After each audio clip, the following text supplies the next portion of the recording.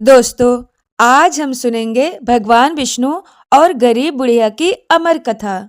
ये कथा हमें सिखाएगी कि भगवान और भक्त के बीच की दूरी कैसे कम होती है। बहुत पुराने समय की बात है। हिमालय की तराई में बसा एक छोटा सा गांव जिसका नाम नारायणपुर था। यह गांव ना तो व्यापार के लिए प्रसिद्ध था, ना ही वैभव के लिए, पर इस गांव की मिट्टी में भक्ति की सुगंध बसी हुई थी। इसी गांव के बाहर पीपल के एक पुराने पेड़ के पास मिट्टी और फूल की बनी एक टूटी फूटी झोपड़ी थी। उसी झोपड़ी में रहती थी एक अत्यंत ही गरीब बुढ़िया। उस बुढ़िया का नाम कोई याद नहीं रखता था। गांव के लोग उसे बस गरीब बुढ़िया कहकर पुकारते थे। बुढ़िया माई के पास न धन था, न संतान, न पति, न कोई अपना, पर उसके पास जो था वह अनमोल था, भगवान विष्णु के प्रति उसका विश्वास।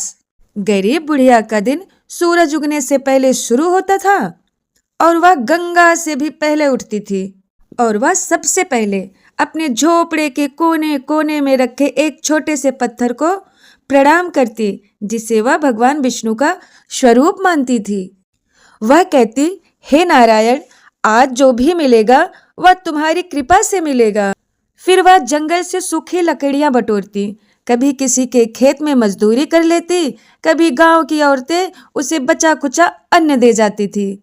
अक्सर ऐसा होता कि पूरे दिन की मेहनत के बाद उसके पास बस एक सूखी रोटी होती, पर वह रोटी भी वह सीधे नहीं खाती थी। बुढ़िया माई का एक अटूट नियम था, पहले भगवान और फिर मैं। वह अपनी एकमात्र रोटी को 2 हिस्सों में तोड़ती। एक हिस्सा अपने विष्णु पत्थर के सामने रखती और कहती, प्रभु आज मेरे घर यही भोग है। और वह कहती, यह राजाओं का अन्न नहीं, पर मेरी आत्मा का प्रेम है, प्रभु इसे स्वीकार करो। बुढ़िया माई के आंखों से आंसू बहते, पर चेहरे पर एक संतोष था। एक दिन बैकुंठ में देव ऋषि नारद भगवान विष्णु के पास आए। नारद बोले, प्रभु पृथ्वी पर आपकी पूजा तो बहुत होती है, पर अधिकतर लोग आपको पाने के लिए करते हैं। क्या कहीं कोई ऐसा भी है जो आपको केवल प्रेम करता हो? भगवान विष्णु मुस्कुराए। उन्होंने कहा, नारद, तुमने उस गरीब बुढ़िया को देखा है? नारद चकित हुए और बोले, वही बुढ़िया जिसके पास खाने को कुछ भी नहीं है। फिर विष्णु भगवान बोले, उसी की एक सूखी रोटी मुझे स्वर्ण थालों से अधिक प्रिय है। बुढ़िया माई का अनंत प्रेम देखकर भगवान विष्णु ने निर्णय लिया, मैं स्वयं जाकर उसकी भक्ति की परीक्षा लूंगा। वह एक थके हारे वृद्ध ब्राह्मण का रूप धारण कर नारायणपुर पहुंचे। भगवान विष्णु के वस्त्र फटे थे, चेहरा भूख से पीला पड़ा था और हाथ कांप रहे थे। गांव में उन्होंने कई घरों पर भिक्षा मांगी। किसी ने कहा, हमारे पास समय नहीं है, तो किसी ने कहा, कल आना बाबा। कोई दरवाजा बंद कर लेता तो कोई मुंह फेर लेता था। अंत में वे उस झोपड़ी के पास पहुंचे। भगवान ने कांपती आवाज में कहा, माई बहुत भूख लगी है, क्या कुछ खाने को मिलेगा? बुढ़िया माई ने जैसे ही यह सुना, उसकी आंखों में करुणा भर आई। बुढ़िया माई ने कहा, बाबा मेरे पास बस एक ही रोटी है, पर भूखे को लौटाना पाप है। फिर बुढ़िया माई ने अपनी रोटी के 2 टुकड़े किए, एक भगवान के लिए रखा हुआ भोग और दूसरा अपने लिए। फिर बिना एक पल सोचे उसने भगवान वाला हिस्सा वृद्ध को दे दिया। फिर भगवान विष्णु ने पूछा, माई तुम क्या खाओगी? बुढ़िया माई मुस्कुराई, आज प्रभु को खिलाया है, पेट अपने आप भर जाएगा मेरा। और भगवान विष्णु का हृदय भर आया। बुढ़िया माई ने इतना आदर दिया, सम्मान दिया। फिर भगवान ने वह सूखी रोटी खाई, पर हर कौर के साथ बैकुंठ में आनंद की तरह लहर दौड़ रही थी। जैसे ही बुढ़िया ने वृद्ध को आशीर्वाद देने के लिए हाथ बढ़ाया।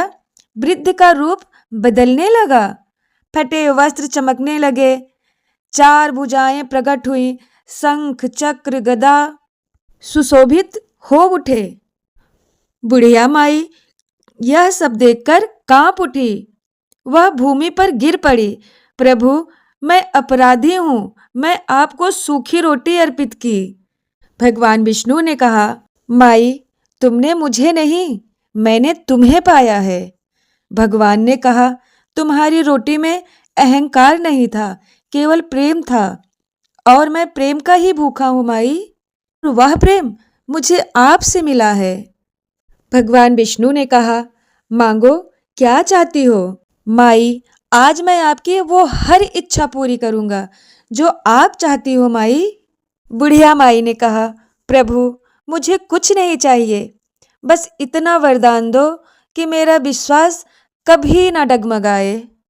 भगवान की आंखें नम हो गई इतना सुनते ही। उन्होंने कहा, तथास्तु। भगवान विष्णु ने कहा, जब तक यह पृथ्वी रहेगी आपकी कथा हमेशा कही जाएगी। कहते हैं उस दिन के बाद बुढ़िया को कभी भूख नहीं लगी। उसकी झोपड़ी तीर्थ बन गई और लोगों ने समझा भगवान मंदिरों में नहीं, उसके हृदय में वास करते हैं, जहाँ निस्वार्थ प्रेम होता है। भगवान को धन नहीं, भावना चाहिए।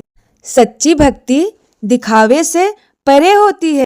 गरीब का प्रेम भी ईश्वर को बांध सकता है। दोस्तों, इस कहानी से हमें यह सीख मिलती है कि भगवान और भक्त का रिश्ता निस्वार्थ का होता है, जिसमें कोई भी भेदभाव नहीं होता। थैंक यू दोस्तों।